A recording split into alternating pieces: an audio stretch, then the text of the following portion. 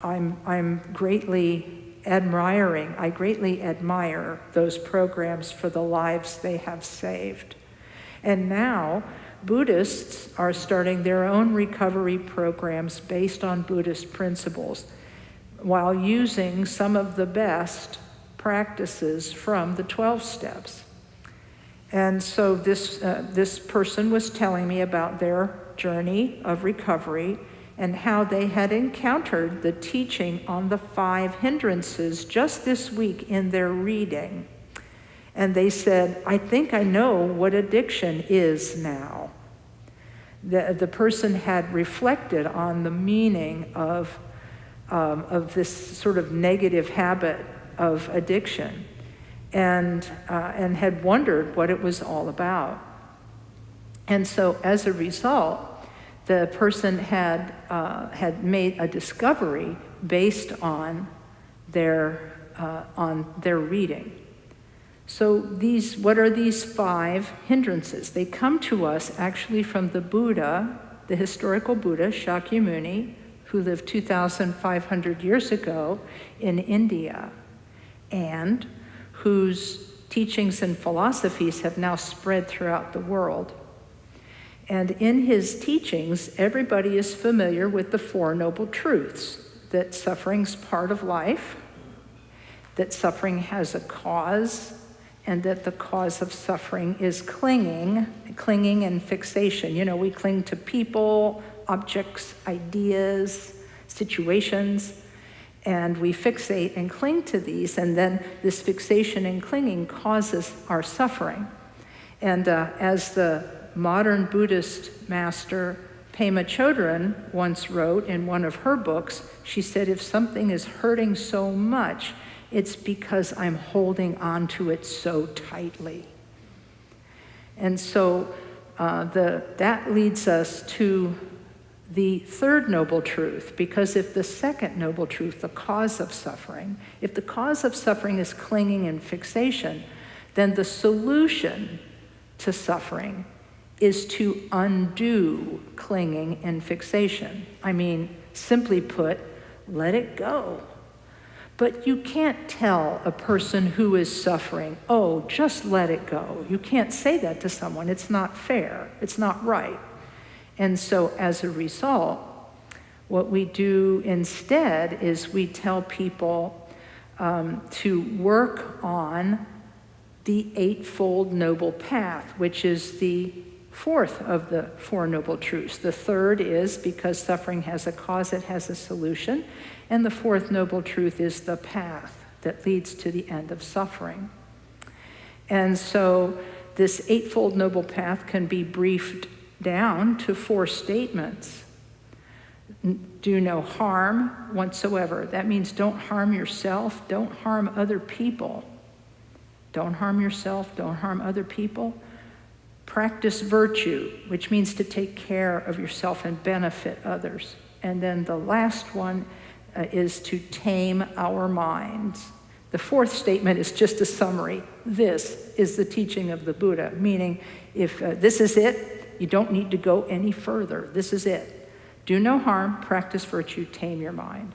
So many people are already familiar with these philosophies, and they would like to practice them, but doing no harm, practicing virtue, and taming the mind are not easy.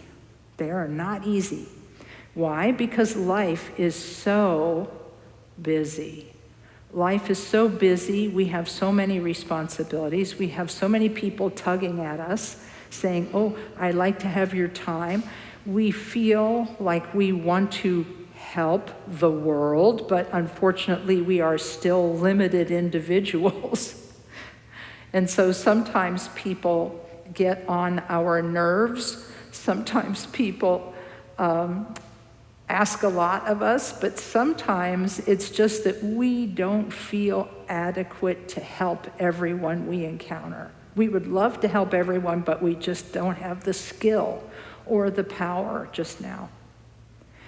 But the things we can think about today are the things we have as our goals: doing no harm, practicing virtue, taming the mind.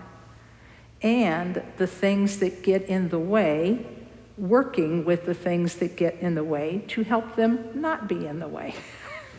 So when we talk about the things that hinder us or stop us from doing our practice the way we want, it is 5 things. I have seen this week, after the person told me about their journey and how reading about the 5 hindrances helped them, I did some research online about them, and there are many different ways they are stated. So I'm going to pick the one that this person gave me, which was my absolute favorite. It came from one of the Buddhist recovery books. The first of the 5 hindrances is craving for pleasure. Craving for pleasure. That's the first one. I don't know if this is a problem for you. Craving for pleasure. The second is aversion to pain. Aversion to pain. Oh, this is not a problem for you? Oh, it's a problem for me. Then the third one is restlessness. Restlessness, being restless, not knowing, restless. And then the next one, the fourth one, is, I like the word, but it's an old-fashioned word that almost nobody uses anymore, and it maligns a brilliant animal, sloth. Sloth, S-L-O-T-H. It's a word that kind of means laziness. Laziness. But I happen to think that sloths are pretty cool as far as animals are concerned. And if anybody understands the sloth baby reference, then I want to talk with you about Ms. Marvel when this is over. Okay, sorry. Oh, craving for pleasure. I forgot. Okay. So I think that my addiction to television has to do with craving for pleasure, for fun, And then the last of the 5 hindrances is doubt. Doubt. D-O-U-B-T, doubt. Doubting. And so if we take all of these together, we have my life. We have pretty much my life. Craving for pleasure, aversion to pain, restlessness, sloth, and doubt. And so I think that as human beings, I think these are relatable. What do you think? These are pretty relatable, right?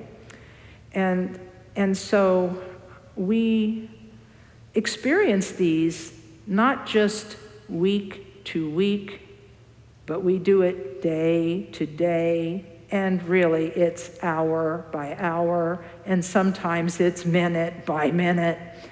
We experience these in one way or another throughout our day. We can see what happens. We wake up in the morning, and number one, we may or may not pause when we wake up in the morning and think, oh my gosh, I'm not dead. I think that's a wonderful way to start your day. Wow, I'm not dead. How great. I have to tell you a story. Those of you who met Lama Kathy Wesley, the master who helped us with the placement and the consecration of the stupa, he has a real, he's very, we will call him strict. He's very strict. And he likes to burst a bubble from time to time. If we have a belief that's erroneous, he likes to burst that bubble. And when we would say goodbye to him, when we were in 3-year retreat, and he was our ritual instructor, we would say, we will see you next month. And he would always say, if I haven't died between now and then. We understand that the Buddhist teachings are basic. Do no harm, practice virtue, tame your mind. We also understand the basic Buddhist teachings on impermanence. Everything is impermanent, and everything is interdependent. Things rely on each other. Everything is impermanent and interdependent, and for that reason, things are not the way they seem. They are not necessarily permanent. They are not necessarily unchanging, and so forth and so on. But our grasping toward things as being permanent and unchanging, like, oh, craving for pleasure, oh, pleasant morning coffee, pleasant morning whatever, I love you, please be part of my life forever. Whatever pleasant morning thing. We wake up in the morning, first of all, we're happy we're not dead, and then after that we say, what's for breakfast?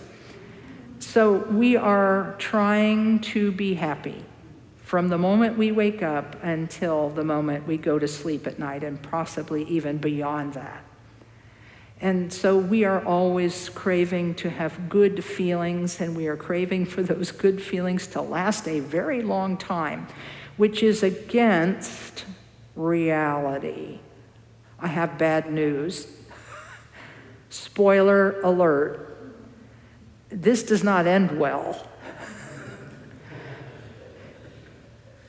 There is a beginning to life, but there's also an end, so we'll just kind of skip that part for now. But the fact of the matter is, nothing lasts forever, even pleasure.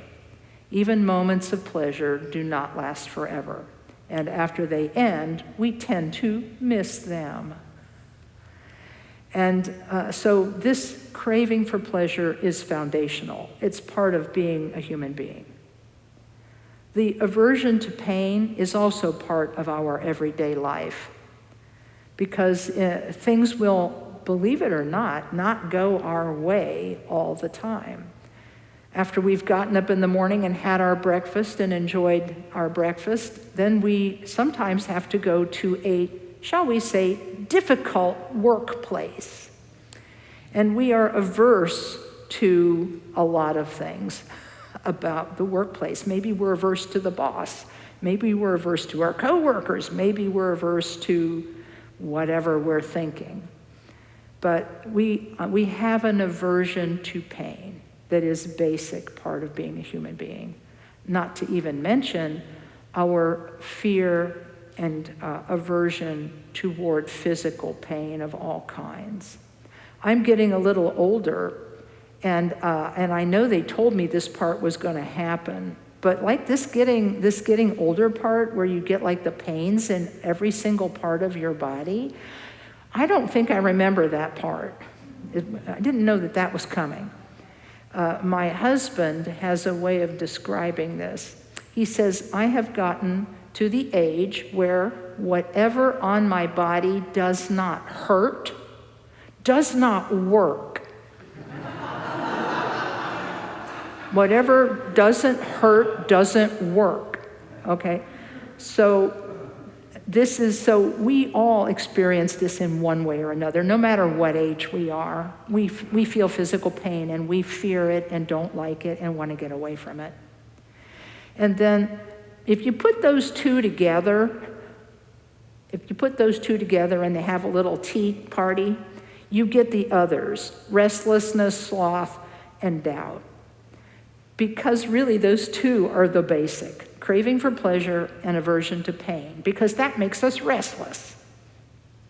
That makes us, and you've all experienced this.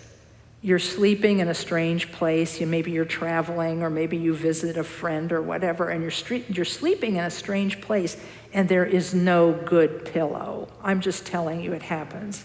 This is a first world problem. No matter what you do, you can't get comfortable. Khenpo Karthar Rinpoche told us when he was talking about this restlessness, he described a situation where he was having a gallbladder attack, and those are very painful. And the way he put it was, he said it was so painful, he said there was no comfortable position he could put his body in, none at all.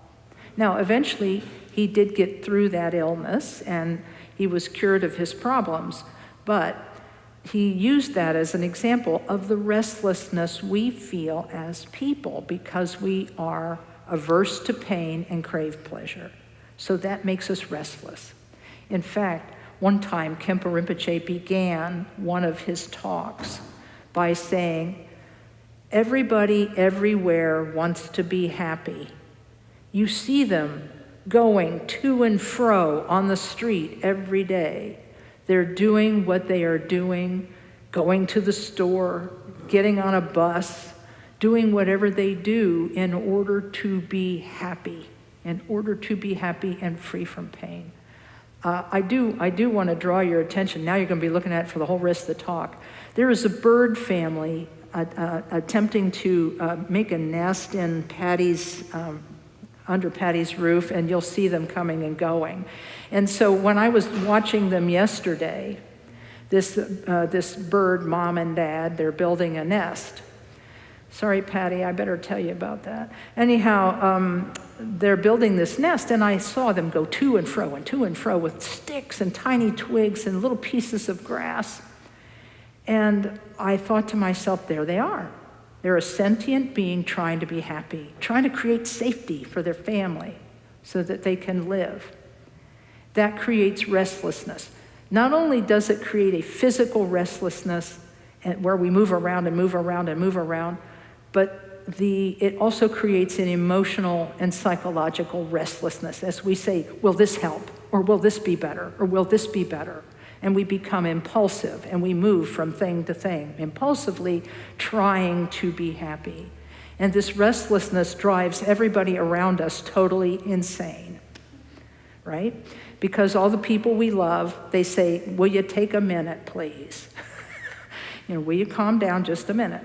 And it's because of our restlessness, because we're not sure what to do about our aversion to pain and our addiction to pleasure.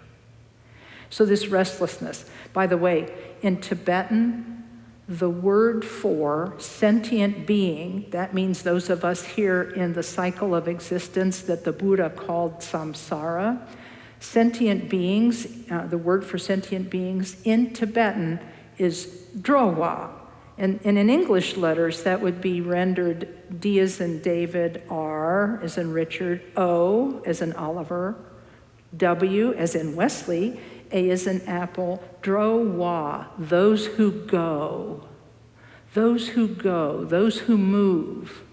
And in fact, in some translation, they call them migrators, those who migrate, those who move constantly trying to be happy.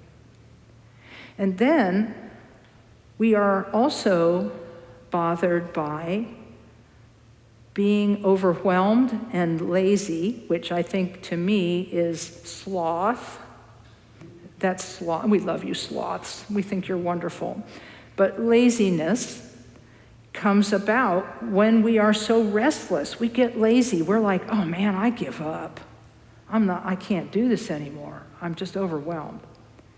And the other thing is doubt. Like, am I doing the right thing with my life? Am I going in the right direction? Maybe I should do something different.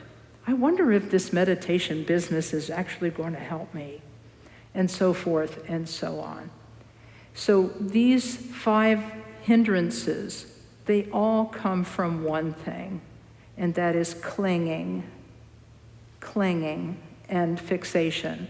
Remember our 4 noble truths? It's the second of the 4 noble truths. Clinging and fixation lead to these 5 hindrances. They keep them going. They keep the little engine of those hindrances going. So now, having presented this, we can understand. I can understand what my Dharma friend meant when she said, now I understand my addiction. They were addicted to a substance. The person understood their addiction because they were suffering from these 5 things. They wanted to be happy. They feared pain. They were restless. They felt overwhelmed, and they felt doubt. And that kept the cycle going. So just knowing this, they said, helped them to understand what addiction was in their life. and how it was not helping to use a substance to keep these 5 hindrances at bay. So they were saying that now they understand what addiction is composed of. I remember when Khenpo Karthar Rinpoche talked about this one time. He said, if we are able, he said, somebody asked him a very interesting question. Rinpoche, where does stress come from? Why do we feel stress? And he said, it's because we don't understand the basic nature of our minds. Because we don't understand the basic nature of our minds and our minds' basic perfection. That our minds are already okay at the deepest level of our minds. We are okay at the deepest level. Maybe on the surface level where these 5 things are moving around, we're a little bit mixed up, but below all of that is he described it as a potential for well-being that is beyond anything that we could imagine. And it's beyond physical well-being, it's beyond emotional well-being. It is a spiritual well-being that we possess right now. And he said, right now, this well of spiritual well-being is not available to us because we're spending so much time with all of these other things. And he said, so that's why we feel stress. He said, if we knew the basic, perfect, pure nature of our mind, which as Buddhists we call Buddha nature, if we knew that and were able to rest in that, he said, if we were able to do that, we would feel no stress whatsoever. We would know that at the ultimate level, everything is always okay, and that we will go on no matter what. This mind is birthless. It was not created. It has no color, no shape, no location, no beginning, no end. It is truly limitless. But because we don't recognize that and know that at a deep level, he said, we feel the need to use our willpower to get things done. And willpower comes from self. We have a self-concept. We think, oh, I need to do this. I need to do that. I have to have this. I have to have that. And that keeps all of this going. The craving for pleasure, the fear of pain, the restlessness, the sloth, and the doubt. It just, this clinging to self just keeps it all going. And so he said, if we can learn from our masters how to rest mind in its own perfect nature, if we can just learn how to rest, he said, then we will be free of stress because we will have cut through the clinging to self. And when we cut through that, we cut through these 5 hindrances once and for all, because we will know that at the deepest level we are okay. There was a piece of that explanation I didn't finish. So let me walk back to the explanation of stress one more time, because I left something out that was important.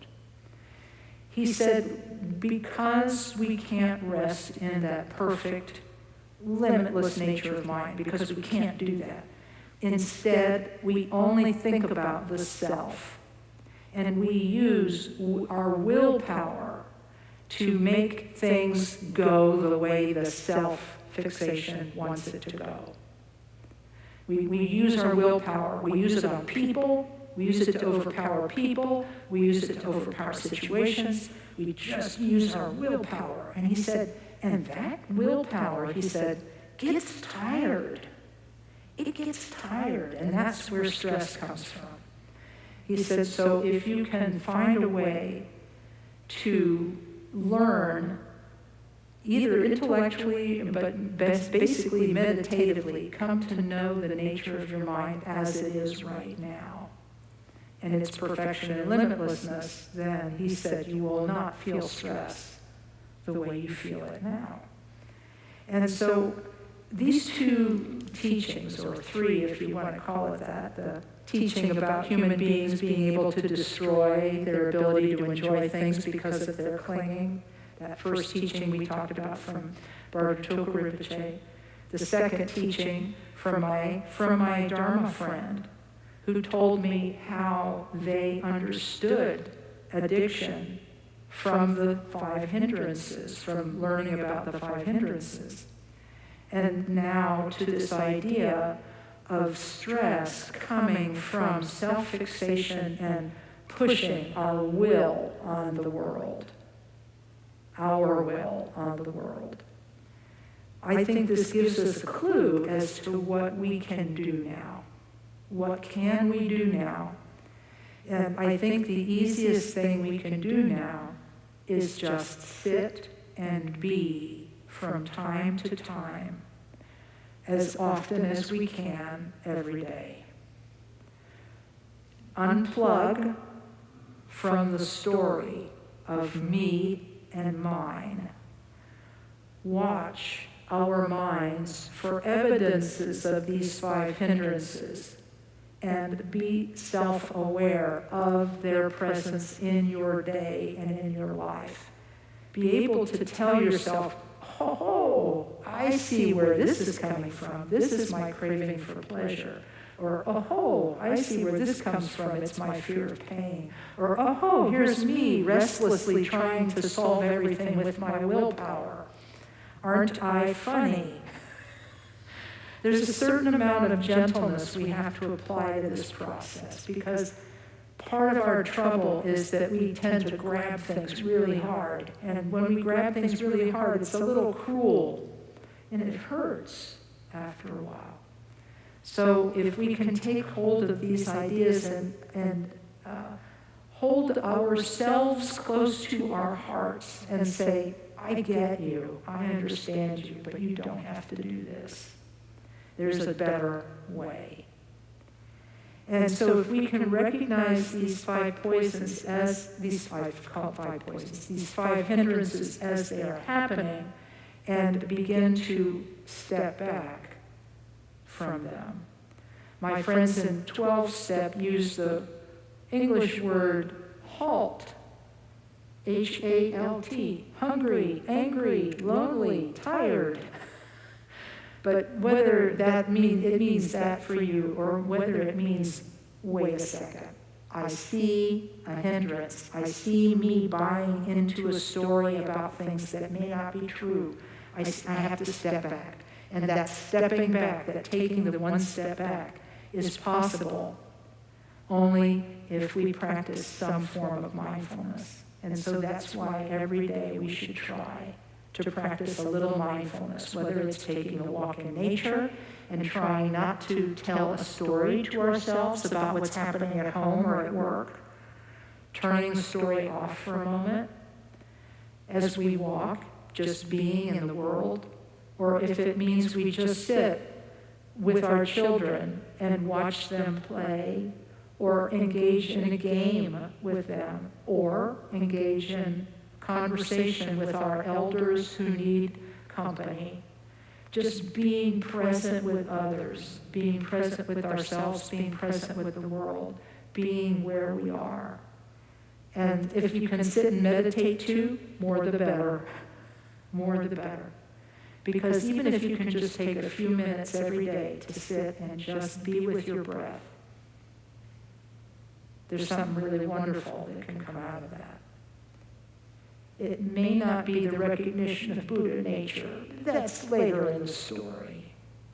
But right now, it will be a little moment of relief, and it will also show us the truth of what my Dharma friend taught me this week about addiction and how we can break the cycle of addiction through seeing, self-honesty, and resting. Now, I'm looking at the time to make sure I've got time. I want us actually just to sit for a moment, if that's all right. And then after we sit for just a moment, I'll take questions at the question microphone. And if you would like to ask a question, we'll entertain those. But for just this moment, let's take a moment just to use our meditation technique to sit and start by putting the body in the posture of meditation. Take one breath deeply, breathe out, and then allow the breath to come and go naturally, following the course of the breath coming and going. And when we notice we become distracted from the breath, we gently bring our attention back to the breath for a fresh start. So we'll do that for about 2 minutes.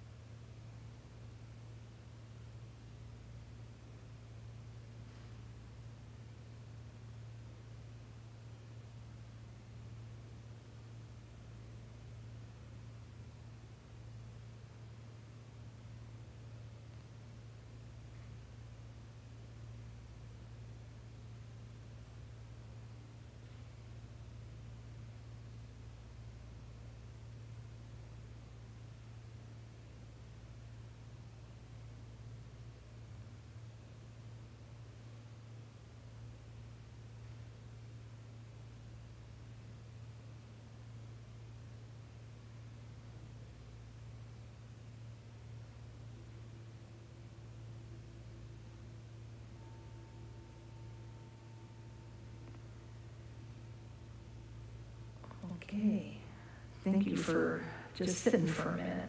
And if we can do this off and on throughout the day, maybe this will help us a bit with these challenges we face. And you can, we have some time, and if you'd like, you can come up to the microphone and ask questions. The reason we use the microphone is so that people who are listening to the podcast can hear your question. Anybody have questions or curiosities or thoughts? Yeah, we've got a customer. Okay, good deal. And if anybody else wishes to wait to be next, there's a couple of chairs at the back of the room you could hang out in while you're waiting your turn.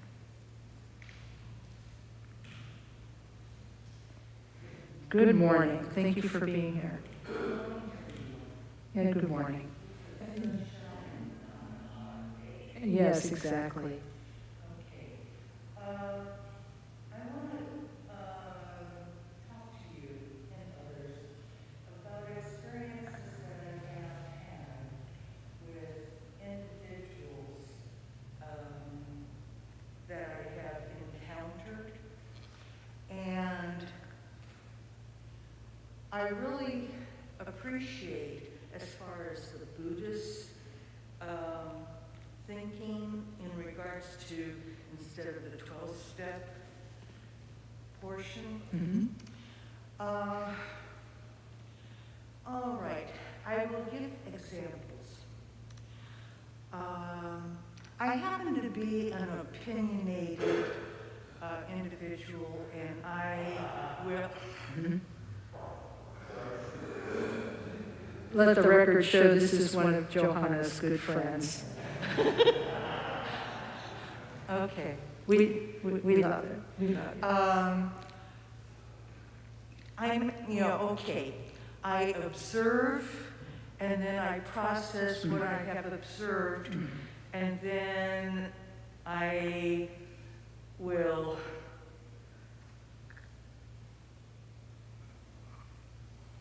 openly state as far as what I observed and possibly the person's actions. And then I have,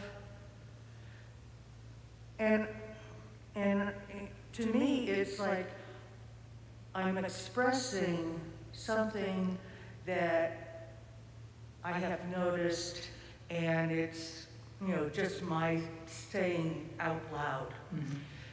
But I've had some people who approach me and try to impose, oh, you gotta change your mind. They're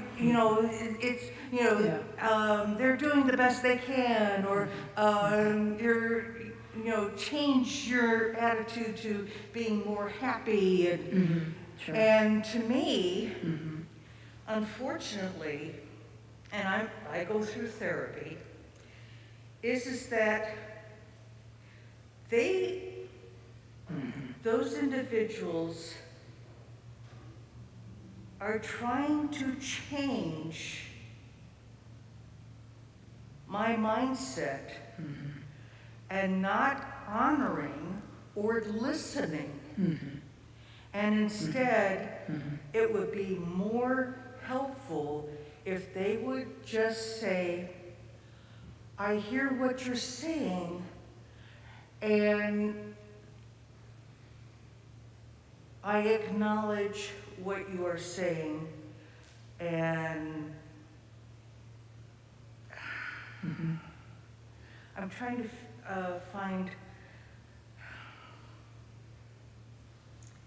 and not condoning me into an instant change of behavior. Sure. It's please accept me in the moment. Got it. Yeah. And I don't appreciate being lectured to. Because I'm getting to the state when somebody is doing that, then I'm not allowed to say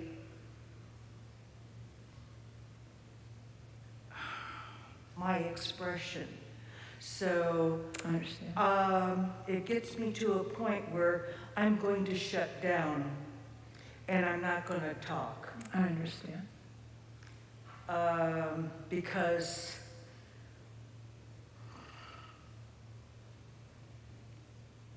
I am in the moment and observing, and I've had a lot of life experiences, a lot of different jobs, a lot of ways of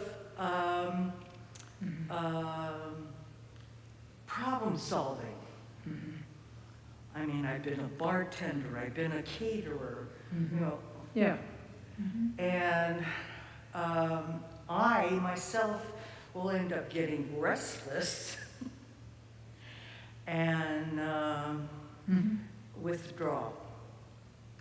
So I don't know if anybody else has experienced that, but to me, this other individual is not honoring my moment, Right. and instead should just say, that's interesting.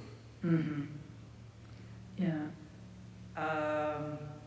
And not try to, oh, we're all going to be happy. Just change your mind. Would you like to hear what I have to say about it, or what do you think? Yeah. Or do you feel like you've had? Well, I've been in therapy for a long time. So. Well, but I mean this morning, do you feel like you've been able to express yourself adequately this morning? Well, that's why I came up here. Okay, good deal. Good deal. But I'm dealing with a lot of personal issues. And I've had tragedy as far as attacks to my personal being. Sure. In the workplace, in family situations. I mean, I'm not recognized by my biological family. I was kicked out of the house 3 days before my graduation from high school. Cutting off because I expressed that I grew up in a Roman Catholic church family, and I expressed the fact that I wanted to check other beliefs, and there wasn't an embrace of fine, seek. I Instead can say a few things about this. Okay. And feel free to have a seat if it's easier for you to sit, or stand if you prefer to stand. No, I'll stand Okay, so I very can good. at least give you a reaction. No, I really appreciate what you've had to say, and the only reason that I asked for a pause is because we will run out of Oh, time. I'm sorry. Yeah, Anybody else? we do have a couple others, so. Okay. It just, just for balance. I think that you've just described the entire problem in society right now. I think you've described not just the problem you face in society, but the whole world is facing it right now. And I think we are all suffering because we don't know how to listen, and we don't know how to accept another person's truth, and we don't know how to be with other people in a way that doesn't involve us trying to overpower them in some way. And I think that these are bad habits that we have all learned as human beings. And I think that's why you've experienced the things that you've experienced, is because so few people know themselves well enough to be able to listen to other people without wanting to interrupt and to give their view and try to shut down the other person. And I think if we come down to what causes this, according to my teacher, I talked to him about people in general, and he said, we're all kind of a mixed bag. Every single one of us is a mixed bag. He said we have a lot of really good karma from previous lifetimes, so we're here right now in a fairly decent set of circumstances. They're not all perfect, and we've gone through a lot of suffering, as you say, but we're here. But at the same time, we've also brought with us enough negative karma from our previous lifetimes to have developed a lot of really awful habits. And those awful habits bring us into conflict. People who can't listen, people who want to overpower other people, people who are using the guise of being helpful to live out their aggression against other people. So this is why we have these problems. And I think that you've really described well what is happening in the entire world. No one can listen, and no one can be with the other person and with their pain. They can't be with that. They can't be with their opinions. They can't be with their pain. They can't sit with another person because it causes them to reverberate with their own unresolved and unhealed pain. And I think that pivot is what we're looking for. We're looking for the place where we can actually help the other person pivot to a place of genuineness. I don't have the skill to do that myself right now. And I've also been in therapy for a while, so I can relate, and we're all trying to learn better habits.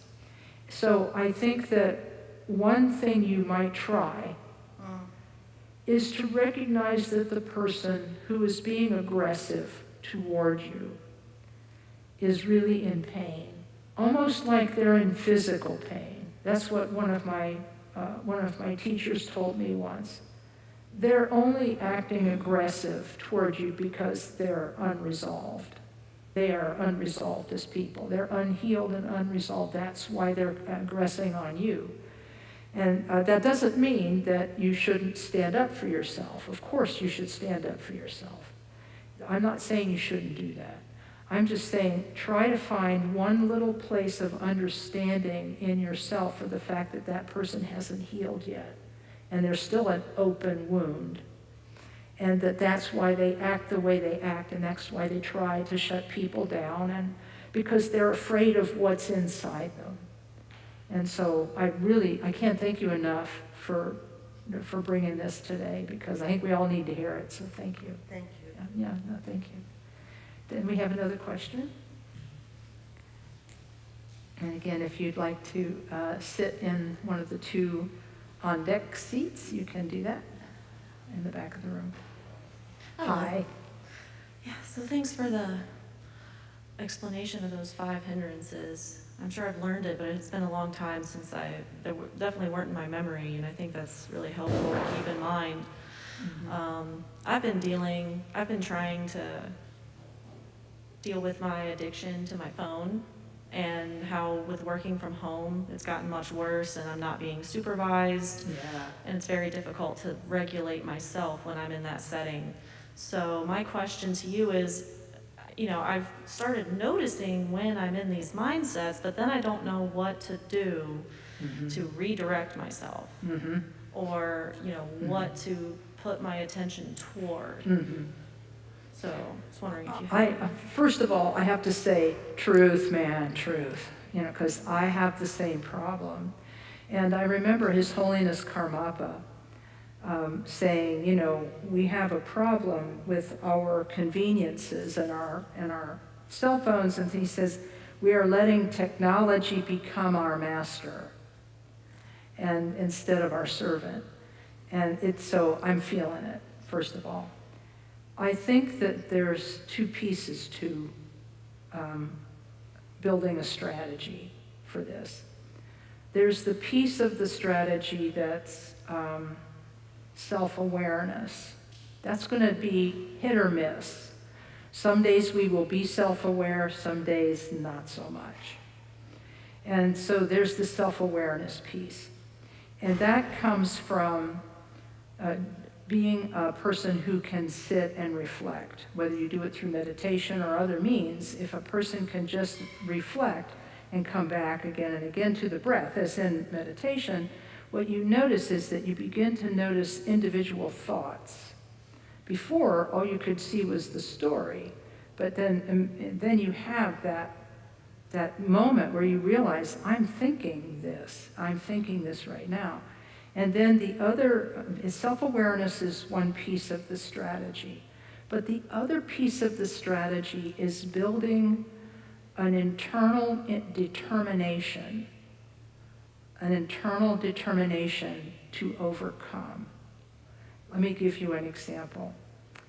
In the Buddhist tradition, there's something called taking the Bodhisattva vow.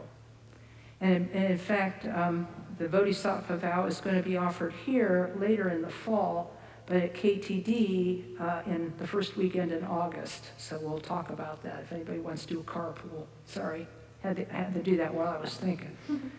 But the Bodhisattva vow consists of us saying in front of a teacher and in front of the Buddha, I am going to do my best to train to put others first and to tame my self-clinging, okay? So there's that determination.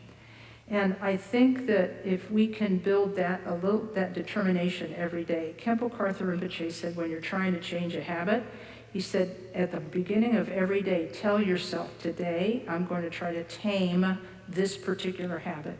And then at the end of the day, you are your own checkup.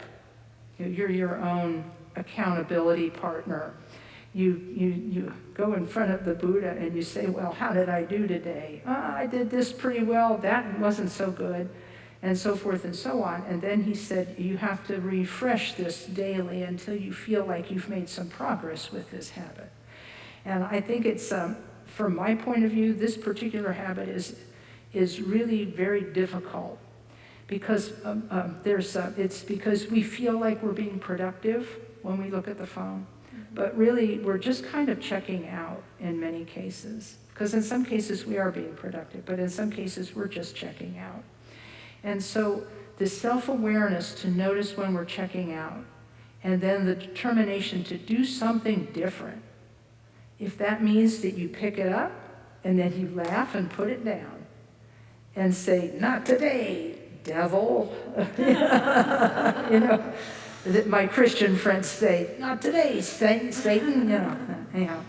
But you can do that, and I think between self-awareness of when we are checking out and self-honesty about checking out, and then having something to do instead, whether that's a determination, like I'm going to put this down, or if it's a mantra, like you could say the mantra Om Mani Padme Hum or Om Mani Padme Hum, or you could make a quick prayer to whatever Buddha or Bodhisattva you have the most confidence in, and just say, yeah, because when you put something else on the music player in your head, you know, when you put something else on the player in your head, that actually creates a different habit. My friend Julie, Dr. Julie, the brain scientist, she says that that's how new habits are made, by being aware and by choosing something different. And so it's two parts of a strategy, and I don't know if it will work. Come back and let me know, okay? And then we'll keep strategizing it, okay? Okay. Plus, we may have to have a support group, I'm just saying. Right. Yeah. Thank you for bringing that. I appreciate that, yeah. And we're at the bottom of the hour? Oh, come on up anyway. Yeah, come on, he's saying, yes, I'll let you decide. It's going to be a quickie, I'm sure. And this will be the last question today. Thank you, Tim. Morning. Good morning. While you were teaching, it reminded me of something that I wanted to share. Several months ago, I was introduced to a book called Jesus Calling. And apparently it's very popular among the Christians. And it's a lot of Christian mumbo jumbo that I don't quite understand, but embedded in that, there were messages that just felt so Buddhist, about letting the Lord lead you through the day, not being so fixated on your goal that you're doing your thing, and that's kind of the willpower thing. But the Lord is only present in the moment. And I go, whoa, there's a message. And so it's being sensitive to the unfolding of our karma in the moment, the next moment. And it was just so powerful to me to find a whole other religion kind of saying the same thing that our teachings are saying. Yeah, all I can say is respect. What's that? I said respect. I feel great respect for that. Right. I mean, wow. And there's a lot of, they talk a lot about trusting in the process of letting go of this wanting to use our willpower and letting things just flow. Right. I was just. I love the idea of the present moment.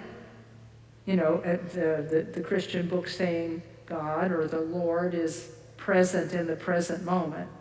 I think that's brilliant, because that's where our Buddha nature can be found, is being in the present moment. So I feel like there is a convergence for people of goodwill. You know what I mean? There's like a convergence of belief among all of us in that. And I really appreciate you sharing that. Thank you. Well, wow, we've had some really good things shared today. Thank you to everyone who shared, and thank you for being here. My goodness, I feel like I can go about my week now. Next, interestingly enough, just because of circumstances, because some of our lamas are traveling this month, I will be back next week with another talk. And so I will see you back next week. But let's dedicate the goodness of our session today. And we're going to recite this in English.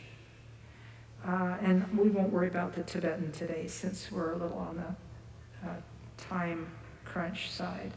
We'll gather together all of the goodness that we created by bringing our sincerity here today. We'll take all that goodness and dedicate it to everyone who couldn't be here all those beings who could not be here. May we be of help to them this week, and may we transform our minds. We'll start with the words, by this merit. By this merit may all attain omniscience. May it defeat the enemy wrongdoing. From the stormy waves of birth, old age, sickness, and death, from the ocean of samsara, may we free all beings. The courageous Manjushri, who knows everything as it is, Samantabhadra, who also knows in the same way, and all the bodhisattvas, that I may follow in their path, I completely dedicate all this virtue.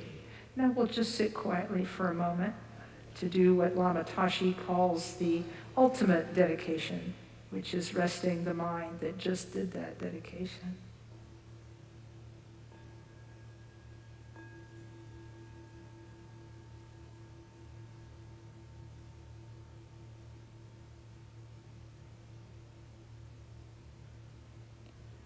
Okay, thank you, everyone. Okay, thank you. I don't know if we have a shrine person here. Do we collect cushions today or not? Cushions can stay in place. Okay, thank you very much, and thanks to the sound people. Go, Caleb, yay! Have a good day.